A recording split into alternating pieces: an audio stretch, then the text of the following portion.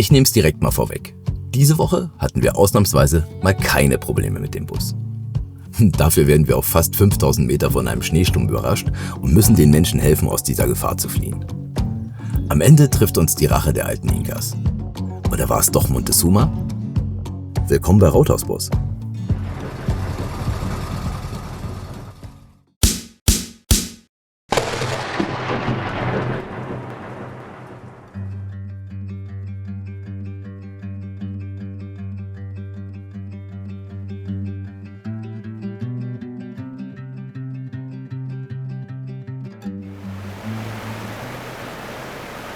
Guten Morgen, ihr Liebsten. Wir hatten ja den besten Platz überhaupt. Guckt euch das an. Direkt neben dem Fluss. Was will man denn mehr? Und wir machen heute was richtig, richtig Geiles. Eins der absoluten Highlights in Peru. Und das hat überhaupt nichts mit Kultur und Bauwerken zu tun, sondern ist einfach so dermaßen beeindruckend. Wir stehen jetzt hier am Fuß auf 3,8, fahren jetzt hoch eine richtig steile Strecke auf 10 Kilometern auf 4,9. Das heißt 1100 Höhenmeter auf 10 Kilometern. Ist also richtig steil. Auto läuft schon vor. Alessandra macht jetzt gerade noch den Rest zusammen. Und dann geht's los. Mali hat sich schon wieder versteckt. Die steht ja nicht so doll aufs Reisen. Aber die kriegen wir schon. Die haut uns nicht ab. Und dann fahren wir da oben hin. Und ihr könnt richtig gespannt sein. Das ist der Megaknaller.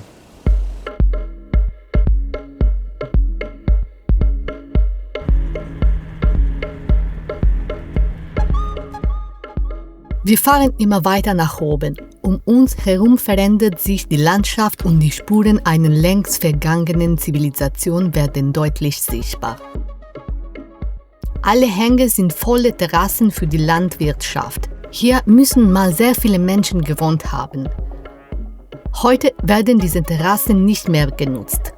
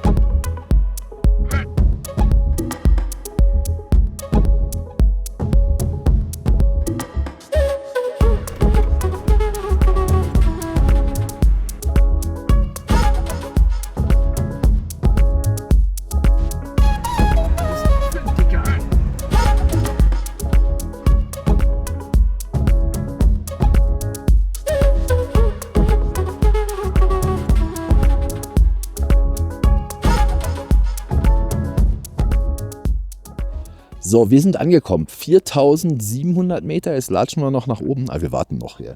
Ihr seht ja im Hintergrund, hier sind so lauter Touribusse. Da gar keinen Bock drauf. Aber die hauen jetzt alle ab. Wenn die alle weg sind, dann sind wir dran. Und dann geht es 200 Meter nach oben. Und ich sage euch immer noch nicht, was es ist, weil das könnt ihr selber sehen. Das ist sowas von beeindruckend. Das lässt sich gar nicht beschreiben. Das müsst ihr einfach mit euren eigenen Augen sehen. Das könnt ihr sehen, wenn wir oben sind. Jetzt wollten wir erwarten, bis die Touris weg sind. Das haben wir jetzt auch gemacht. Mit dem Effekt, dass jetzt bewölkt ist und schneit. So, jetzt sitzen wir hier. Alessandra meint, es war eine blöde Idee zu warten. Ja, ich hoffe drauf, dass die Sonne nochmal kommt und wir eigentlich dann sozusagen die nächste Sonne kriegen. Aber jetzt gerade ist bewölkt und es schneit. Und es ist halt draußen 4800 Meter recht kalt. Ey Baby, wären wir lieber vorher losgegangen, ne? Ja, na gut. So ist es halt. Also, Alessandra hat Hummeln im Hintern und kann nicht mehr warten und sagt, wir müssen jetzt gehen, sonst wird es zu spät, dann schneit es noch mehr und regnet noch mehr. Also wagen wir jetzt den Aufstieg und der Parkguide hat gemeint, nee, wartet lieber oder macht ganz langsam. Das kommt mir ganz entgegen mit meinem sportlichen Körper, also machen wir ganz langsam. Aber auf 4800 Meter ist langsam auch sehr schnell.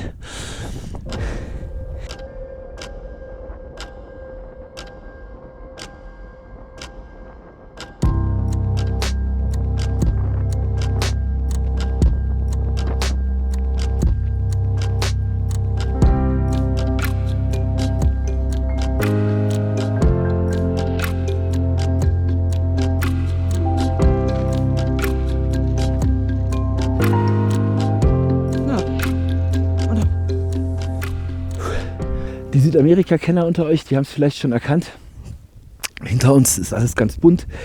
Die Berge sind gefärbt in allen möglichen Farben. Das ist jetzt halt noch bewölkt, aber wir hoffen auf Sonnenschein.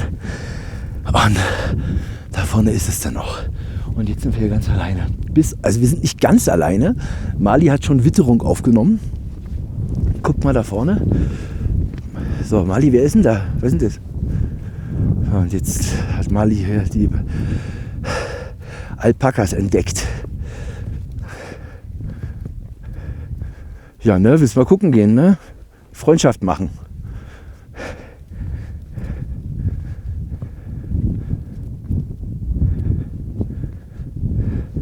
Ja, guck mal, der kommt zu dir. Na, geh mal gucken.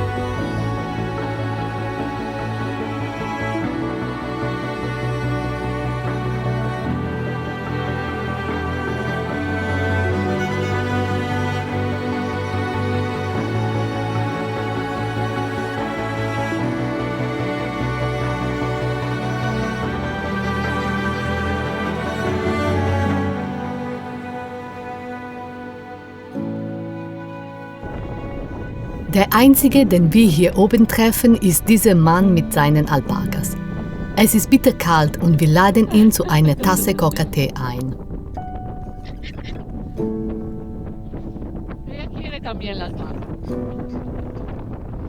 Wow, qué suerte con el clima. Ja, genau. Wow, ist das kalt. So windig. Also wir sind jetzt oben angekommen und es ist aber nicht wie erwartet der Sonnenschein da, sondern Hagel, Schauer und Gewitter.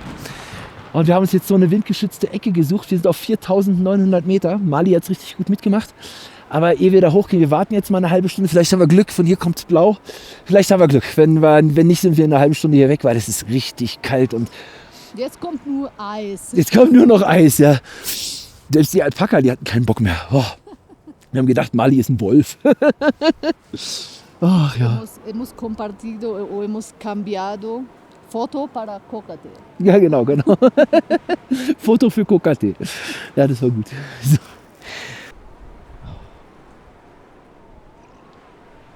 Oh Gott.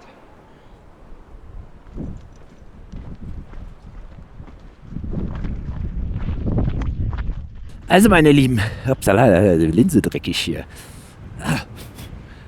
So.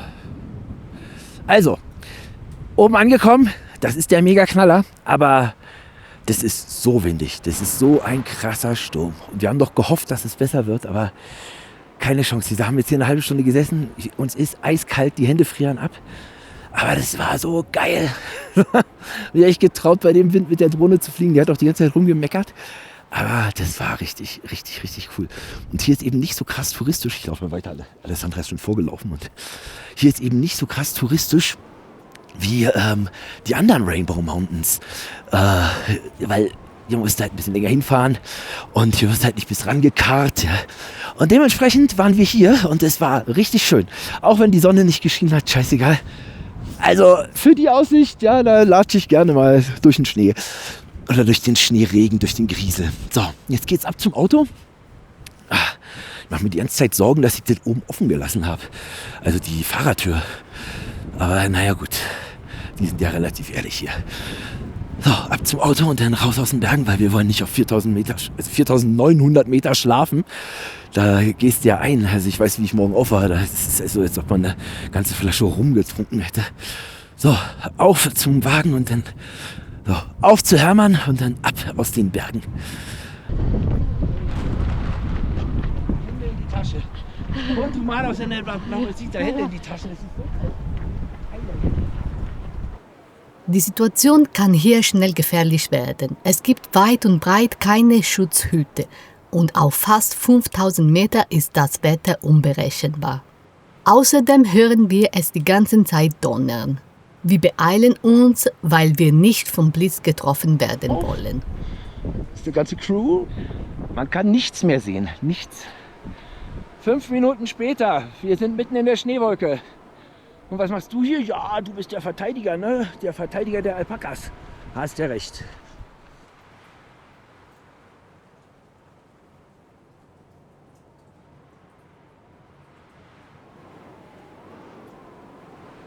Da müssen wir hin.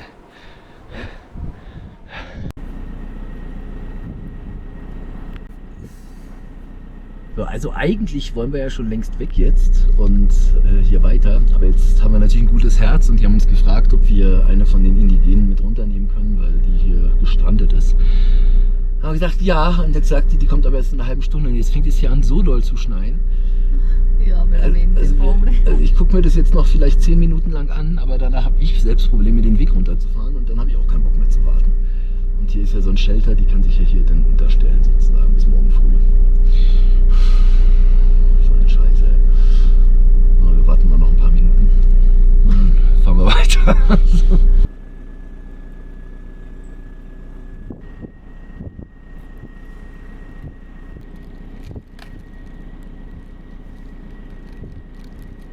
Calentito aquí, De nada, de nada.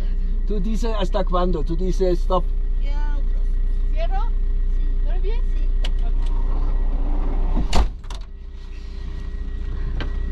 So.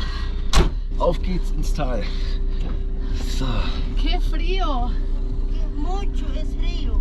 Ma alguien... Muy altura.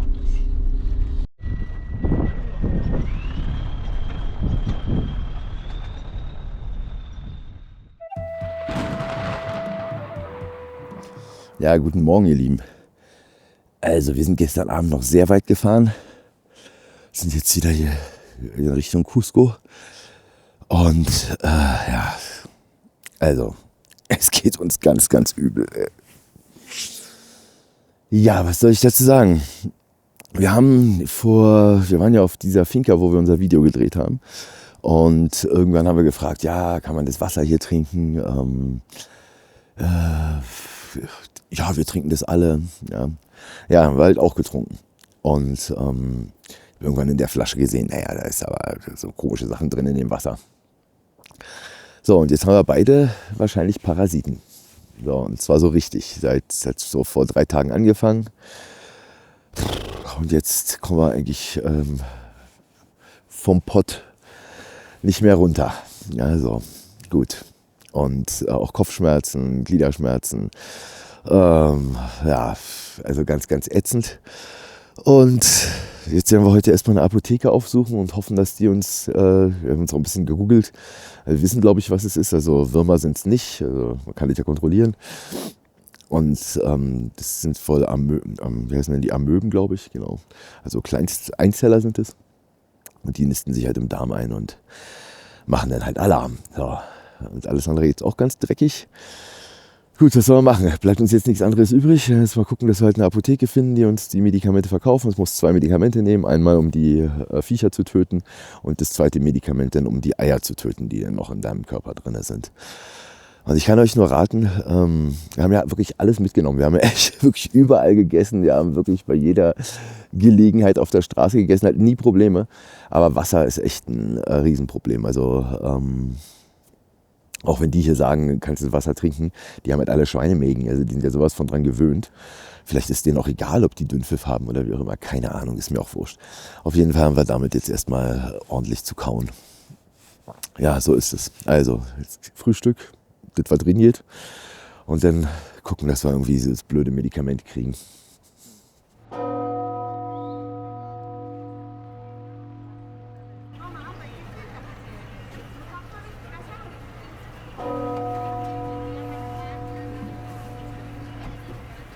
Wir haben ein Problem. Das Problem habe ich schon erklärt. Ich habe heute Morgen schon das Problem erklärt. In allen Einzelheiten. Nee, so intensiv natürlich nicht. Wir sind jetzt bei der Apotheke und wir haben im Internet natürlich vorher gelesen, macht man ja, damit man ein bisschen was weiß. Und da hieß es noch Würmer und Amoebiasis, also Amöben, also Einzeller, werden irgendwie anders behandelt. Hier nicht. Hier gibt es wie beim Hund sozusagen, da gibt es dann ein Medikament, was einen sozusagen befreit. Und wir testen das jetzt. Gardiel. Vai. Startest du oder starte ich? Egal, tanto no es tan rápido algún efecto adverso. Rosa, sieht schon gefährlich aus. Blue. Blue, sie hat die blaue Pille. Ja, sie will aus der Matrix raus. So, gut. Dann drückt uns mal die Daumen, dass es wirkt, weil guckt mich mal an, wir sind total fertig. Wir schlafen nicht. Wie soll man das hier auch erledigen mit 2 Leuten, die Amöbenbefall haben und so dauernd auf die Toilette müssen? Días difíciles. Also sehr schwierige Tage, ja. Also, bitte Gardiel, helf mir.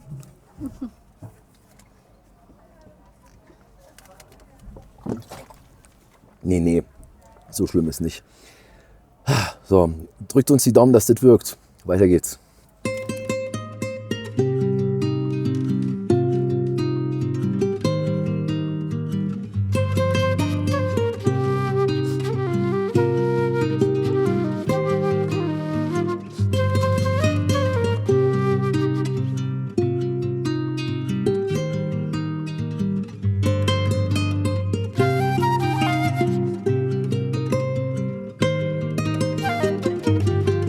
Also man könnte ja jetzt sagen, dass wir unverbesserlich sind, aber es liegt ja nun mal nicht am Essen, sondern an verseuchtem Wasser und wir haben auch einfach Bock, dieses peruanische Essen weiter zu essen, weil es einfach gut ist.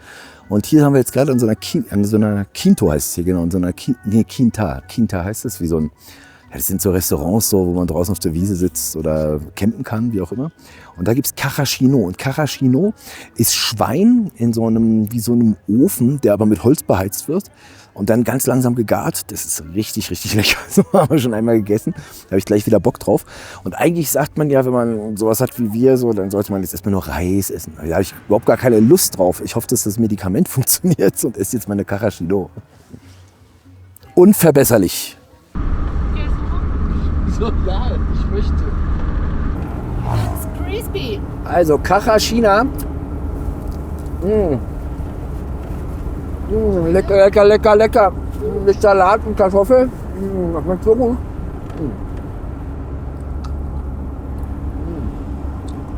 Spanferkel. Ay. Encima está bien. Entras.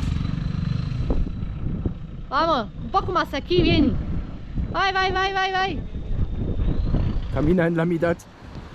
A la derecha, izquierda, si puede bajar.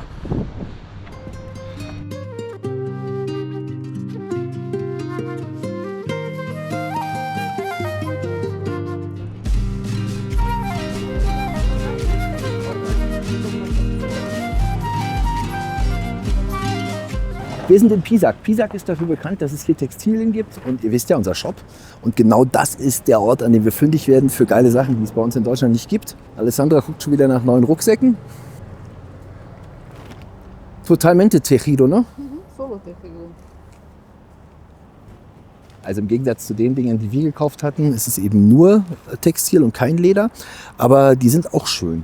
Gibt auch hier nur Textilgürtel. Also gibt es schon richtig geile Sachen. Oder Kissenbezüge, also richtig schöne Sachen, die es bei uns einfach nicht gibt. So, und da werden wir jetzt mal gucken. Also eine Wolfsmaske werdet ihr bei uns nicht kriegen.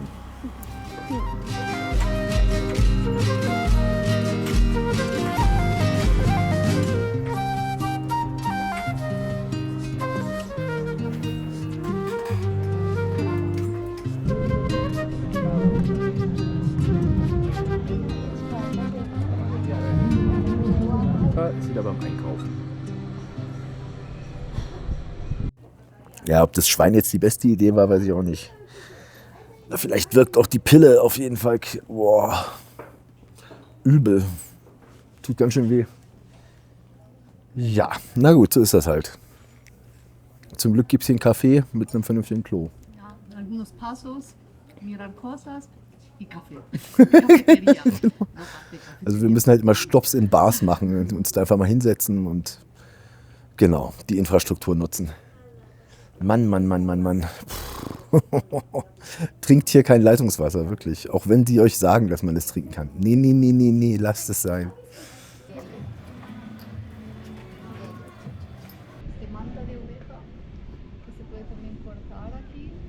Das ist schön. Schön.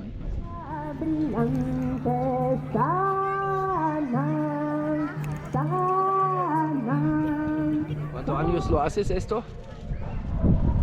Tantos años. Tantos Con años. 40 años. 40 años. Muy lindo.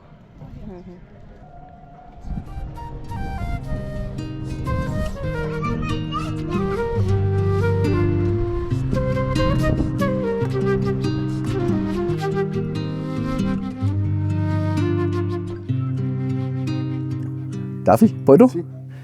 Was man hier auch immer wieder findet, sind diese Rapé-Flöten. Also sprich, Rapé ist Tabak, der wird mit anderen Ascheteilen zusammen verrieben. Und dann im Urwald wird es sozusagen von einer Person in die andere Person in die Nase übertragen. Und das wird mit diesen Dingern gemacht. Und die gibt es ja auch an jeder Ecke, in jeglicher Form. Man braucht einen Freund, der das mitmacht. Es gibt aber auch Geräte, die man ganz alleine macht. Also sozusagen, man pustet selber rein und hat es dann selbst in der Nase.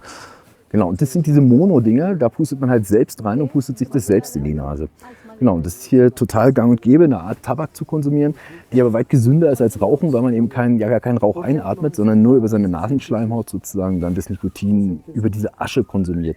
Ist also auf jeden Fall verrückt, wir haben es ausprobiert schon, das will ich euch mal in einem Video zeigen, das ist schon richtig krank. Gell? Also das tut ganz schön weh in der Nase. Aber die sehen da drin eine spirituelle Wirkung. Und das hat auch irgendwas Spirituelles. Ja, total schöner Stand. Danke, Señor. Muchas gracias.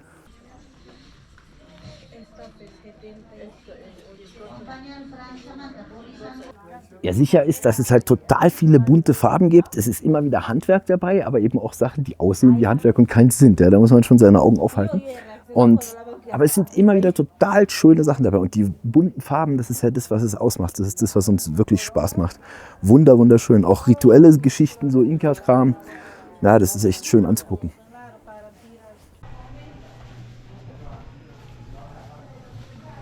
Also wir gehen natürlich zuerst wieder auf den Markt was zu essen kaufen. Weil wir haben jetzt so lange mit unserer armen Möwenruhe rumgemacht, dass es jetzt auch reicht. Und wir müssen endlich mal was Leckeres her. Eine schöne Liste und Märkte in Südamerika. Ach, sind doch immer der Traum. Macht einfach Spaß. Ja. Sieht gut aus, schön angeordnet und ist lecker und frisch.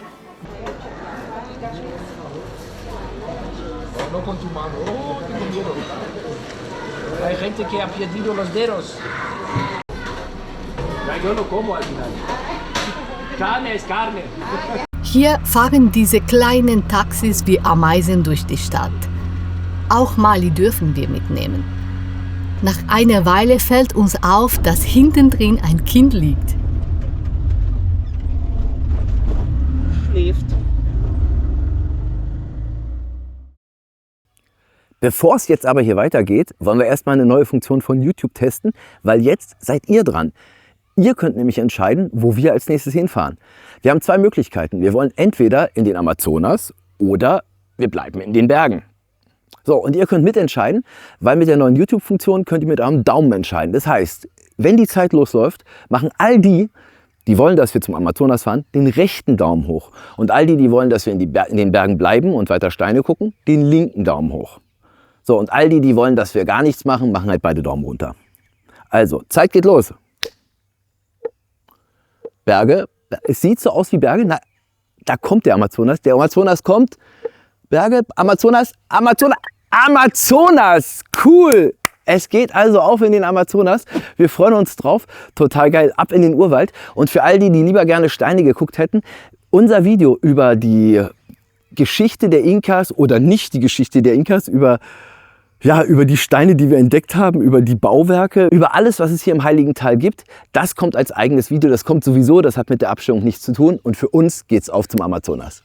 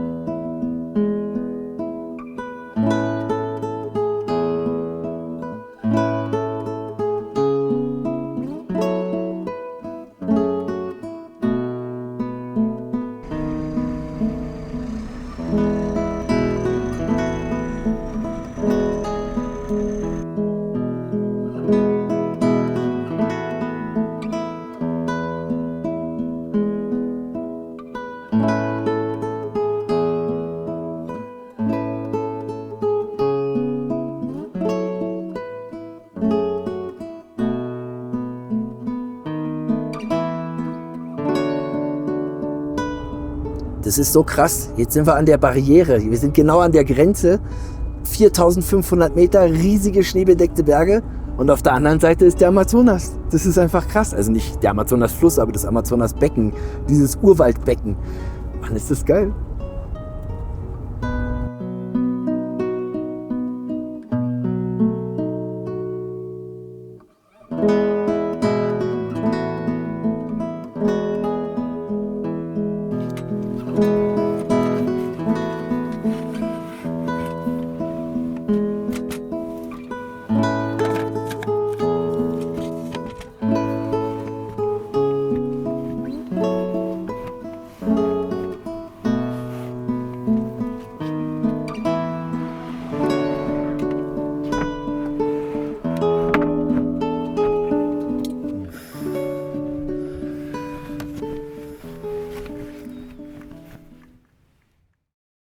Ja, guten Morgen. Guten Morgen. Es geht auf. Morgen. Wir sind auf dem Weg runter in die Suppe, kann man sagen. Ja, also Dschungel kann man ja noch nicht sehen und es ist aber eine Suppe. Es regnet seit heute Nacht. Wir sind durchgehend in den Wolken. Es ist klitschnass. Es sind tausende von Vögeln um uns rum. Es zwitschert überall. Und es ist wunderschön. Und wir waren ja bisher nur einmal im Dschungel. Wer das noch nicht gesehen hat, Pantanal, Paraguay, das war richtig cool. Also das hat uns richtig berührt. Das war einer der schönsten Orte unserer Reise. Aber jetzt geht es zum ersten Mal halt ins Amazonasbecken. Und das ist echt, ja egal. Ich bin echt aufgeregt. Also ich bin wirklich total... So, wir haben jetzt noch 300 Kilometer vor uns zu unserem Ort, wo wir hinwollen. Und ja, das wird sicherlich eine sehr interessante Fahrt hier. Ja, was ich noch erzählen muss, eigentlich ja völlig vergessen, ja. Ey, ihr könnt euch nicht vorstellen, wir hatten so eine beschissene Nacht. Wir haben gedacht, wir gehen früh schlafen, sind irgendwann um 9 dort angekommen, würde ich sagen. Und um 10 lag ich schon im Bett. So, alles toll. Alessandra hat sich noch ein bisschen Zeit gelassen, kam dann kurz danach nach. Und kaum liegen wir im Bett, sind gerade am Einschlafen, hämmert's gegens Auto gegen, lauter Stimmen, Licht, was ist denn das jetzt? Überfall oder Bullen oder was soll das sein, ja? Und naja, auf jeden Fall habe ich mich dann entschlossen, runterzugehen, die Tür aufzumachen. Ich habe die Tür aufgemacht, stehen da 3 Leute, nein, nicht in Uniform, kannst du sagen, wie so Wachschutz oder so. Ja? Also so Service stand hier drauf. Ob die bewaffnet waren oder nicht, kann ich nicht sagen. Und labern mich voll, dass wir doch bitte jetzt da wegfahren sollen, weil da ist gefährlich, da wird man überfallen. Da ist aber nie einer vorbeigekommen. Wir waren vor der Straße weg, man konnte uns nicht sehen, aber trotzdem noch nah an der Straße dran. Aber wir waren nicht sichtbar und da wäre nie einer vorbeigekommen. Und dann fingen die auf einmal an, ja, mach mal mit, weiter die Tür auf. Nee, wir machen jetzt gar nicht weiter die Tür auf. Mali ist auch völlig durchgedreht. Und dann meint er so irgendwann so, ja, kann ich mal noch zur Erinnerung ein Foto haben? Ich so, hä? Ich war total fertig, ich war in Unterhose, ich war total verpennt. Und dann stellen die sich alle neben uns, also mich auf, Alessandra war oben im Bett, und haben ein Selfie gemacht. Ja, also echt. Aber die einzigen, die mir schräg vorkamen in der Nacht, waren die 3 Typen und nicht irgendwelche Räuber oder sonst was. Also das war eine schräge Nacht. Wir sind natürlich nicht weggefahren, sind da geblieben. Ich habe mich wieder ins Bett gelegt, habe mir gesagt, es ist mir egal, was die labern. Offiziell war das eh nicht. Naja, und dann hatten wir am Ende doch eine recht gute Nacht. Irgendwann war es hell und wir haben gesagt, okay, gut, jetzt, wir wurden nicht überfallen, die kamen nicht wieder. Perfekt. So, auf geht's.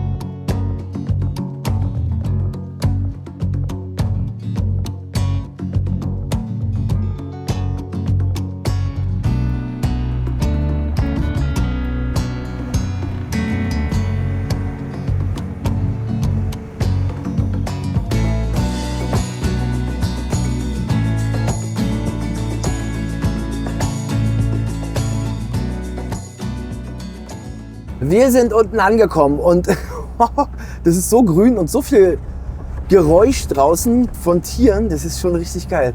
Und vor uns liegt jetzt einfach der Amazonas-Regenwald. Das ist also wirklich nicht zu fassen. Also ich krieg's echt nicht auf die Kette. Total cool. So, wir sind jetzt auf so 500 Meter Meereshöhe und es wird immer wärmer. Man kann die Jacke schon nicht mehr tragen und da, wo wir hinwollen, ja, wir können es jetzt schon mal sagen, Puerto Maldonado heißt es. Und dort sind jetzt im Durchschnitt tagsüber 33 Grad und in der Nacht im Durchschnitt 22. Ein Träumchen. Vielleicht. Oder wir müssen uns ein Zimmer nehmen mit Klima. Mal gucken. Auf jeden Fall haben die Insekten schon jetzt angefangen, mich zu stechen. Im Auto, beim Fahren. Mann. Ja, das ist ja krass. Wir sind jetzt unten angekommen. Das ist so heiß. Oh, was ein Unterschied. Jetzt waren wir so lange in dem Altiplan. Oder auch am Pazifik, wo es ja nie wirklich heiß wird. Ihr habt es ja gesehen, Jacke an. Und jetzt mich mal ohne Halstuch zu sehen, ist auch selten. Das heißt, es ist wirklich warm. Und ja, und richtig klebrig feucht. Und sind so richtig geile Dschungelstädte, wie wir die so aus Brasilien kennen. Das ist einfach cool. Ja. Man rennt so mit Flipflops rum und alles so ein bisschen lockerer. So, wir machen jetzt mal hier gleich einen Stopp. Wir sind schon ganz lange gefahren und machen das Video für euch fertig, was am Montag kommen soll. Und dementsprechend Bier? Wieso Bier? Ich denke, wir machen das Video fertig.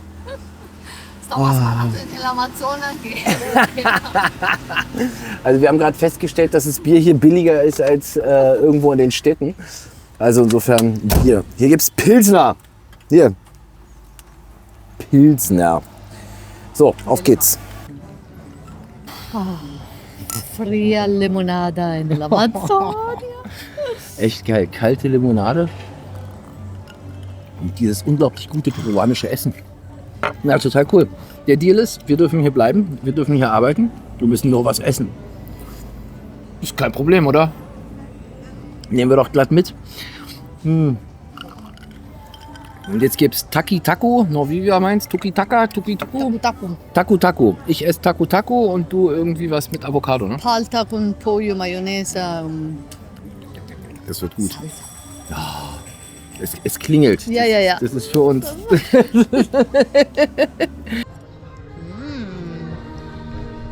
Sac. Guten Appetit. Grazie a te, spero. No, Spero che voran. llega a tu plato. Ich esse sowieso bei dir mit. Ja. Wow. Taku Taku. Grazie. Muchas gracias. ¿Tienes algo picante? Picante? Gracias. Ich mag's Pikante. Muchas cosas ahí dentro, en este plato. Voll lecker. Wie immer in Peru, voll lecker. Aber heute haben wir einfach keinen Bock mehr zu arbeiten. Es ist hier so schweineheiß, wir haben einfach keine Lust mehr, das ist kaum auszuhalten. Da muss ein ruhiger Abend her. Alessandra macht gerade Popcorn und dann kommt was richtig Geiles. Dann kommt dieses Biest hier zum Einsatz. Und das bedeutet Kinoabend. Wenn wir Kinoabend machen, dann geht's eigentlich ganz schnell. Wir brauchen kein Equipment, eine Schnur, ein weißes Laken, eine Decke zum Draufsitzen, einen Topf fürs Popcorn und wenn man Glück hat, noch Internet. Und wenn nicht, halt am Computer angeschlossen. Ja, und das kleine Ding hier ist natürlich kein Beast, sondern ist ein Beamer. Und wir haben den geschickt bekommen zum Ausprobieren. Und der ist richtig, richtig, richtig geil. Also wir haben noch nie so ein tolles Teil geschickt bekommen. Stellt sich automatisch ein, macht die Trapezgeschichte automatisch, fokussiert automatisch. Und der Sound ist phänomenal, also auch für draußen. Wir schließen keine Box an und man hat den Eindruck, dass es sogar von vorne kommt. Also das ist, also selbst wenn der Beamer hinter einem steht, das ist wirklich total klasse. Also ein Popcorn vor mir steht, kann ich mich nicht halten. Noch was dazu gesagt. Funktioniert mit Kabel, funktioniert aber auch mit Akku. Das heißt, man muss gar kein Kabel anschließen. Hat hinten HDMI, hat hinten USB 2. Man kann den in jeglicher Form verbinden. Chromecast, also richtig, richtig fett. Wir sind total zufrieden. Ja, und macht einfach Spaß damit, einen schönen Kinofilm zu gucken und dabei Popcorn zu fressen. Richtig geiles Teil. So, den bauen wir jetzt auf und dann gibt's Kinoabend.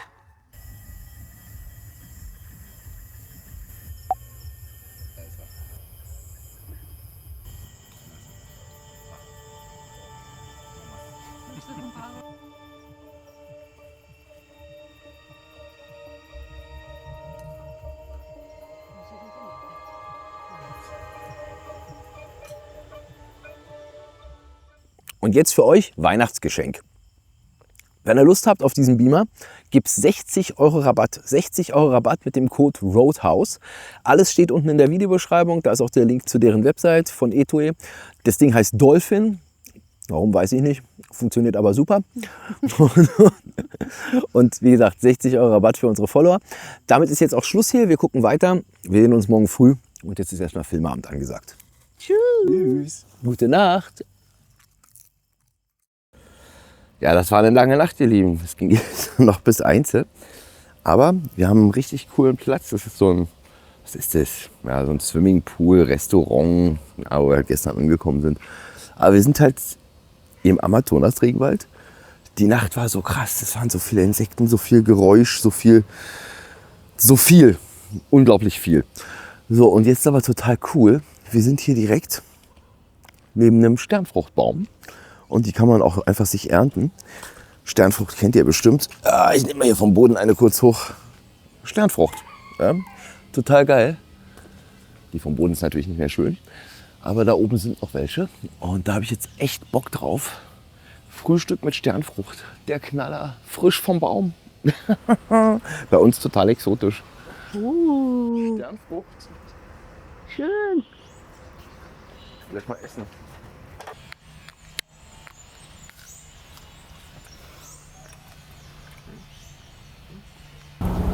So ihr Lieben, wir sind weitergefahren und es geht immer weiter Richtung tief in den Regenwald rein.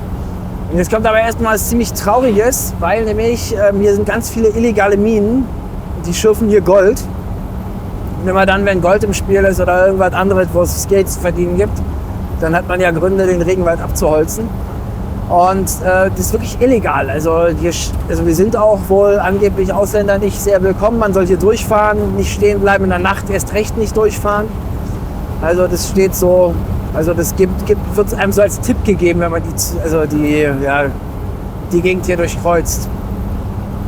Aber auch egal, unser Ziel liegt weiter hinten. Wir haben noch 132 Kilometer vor uns und dann sind wir in Puerto Maldonado.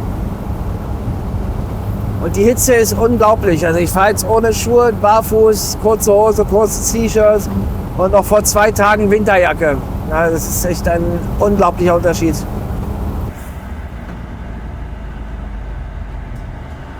Hier soll es überall Schilder geben, auf denen Ausländer raussteht. Wir sind vorsichtig und fahren durch das Dorf, ohne anzuhalten. Jetzt riecht man hier halt auch überall den Waldbrand. Die brennen den Wald ab. Der wird ja nicht abgeholzt, sondern abgebrannt. Und das merkt man richtig in der Luft, dass sie richtig beißt.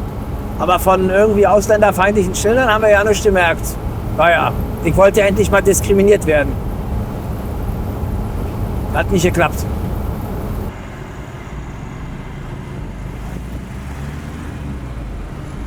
So, angekommen. Mann, ist das heiß. Ist das so unglaublich heiß. So, jetzt stehen wir hier mitten im, also wirklich, das ist um uns herum, da sind zwar diese Goldgräber-Dinger da hinten in die Richtung, aber ansonsten ist hier Regenwald um uns drum herum. Das ist richtig, richtig krass. Das ist so feucht. Ja, hammergeil. Das haben wir gesucht. So, und hier ist so ein, ja, wie so ein Campground, kann man sagen.